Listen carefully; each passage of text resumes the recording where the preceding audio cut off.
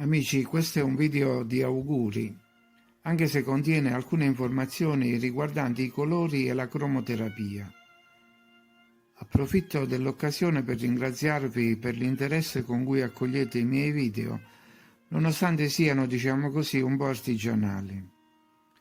Io, da parte mia, leggendo i vostri nomi nei commenti, ricevo affetto e percepisco un grande senso di comunità, per cui ancora grazie.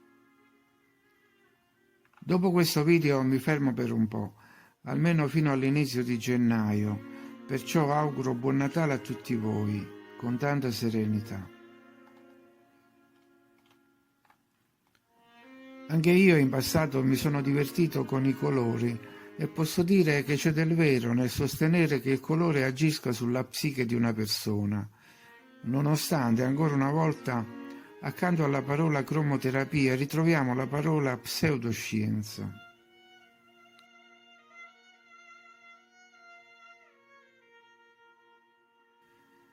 Ma io credo che nel momento in cui si accinge a dipingere, un artista scelga i colori che in quel momento sente più consoni alle necessità del suo essere.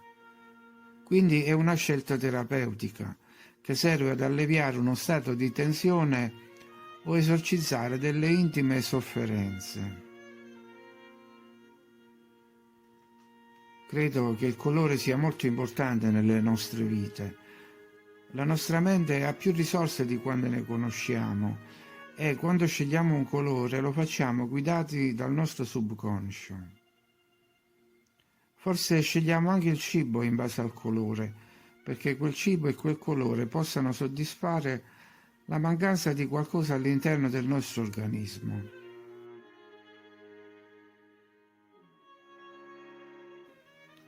Forse lo stesso avviene con la musica.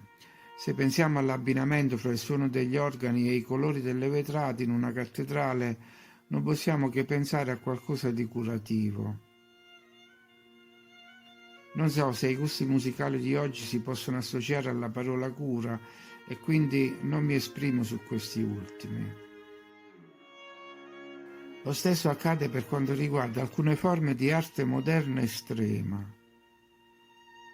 o per il pixel sort, oppure per le inquietanti immagini ricavate da reti neurali.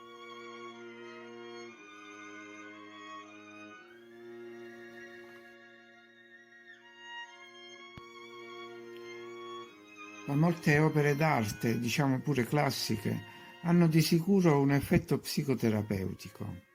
Infatti oggi la cromoterapia è abbastanza diffusa poiché molti psicologi concordano sul fatto che l'impatto positivo delle onde di colore possa aumentare la vitalità e migliorare l'umore e quindi indurre alla guarigione dell'anima. Questo era stato già osservato a suo tempo nei dipinti di Nikolai Roerich. Sembra che la sua pittura, dedicata alla natura e alla mitologia, riesca ad alleviare lo stress e armonizzare il benessere. Lo stesso Roerich sosteneva che i colori agiscono sul biocampo, ognuno con una propria specificità.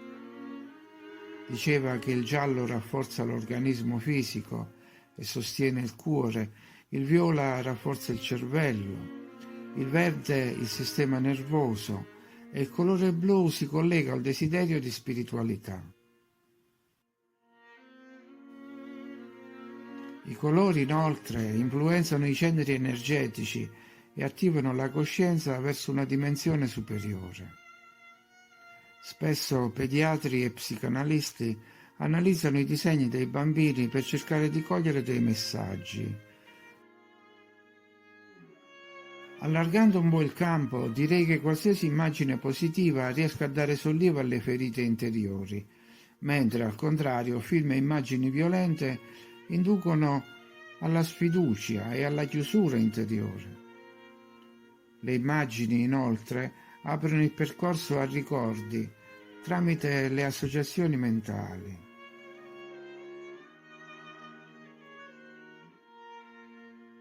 I colori di un paesaggio possono trasferire energia mentre altre immagini inducono allo stupore, alla comprensione di qualcosa di profondo.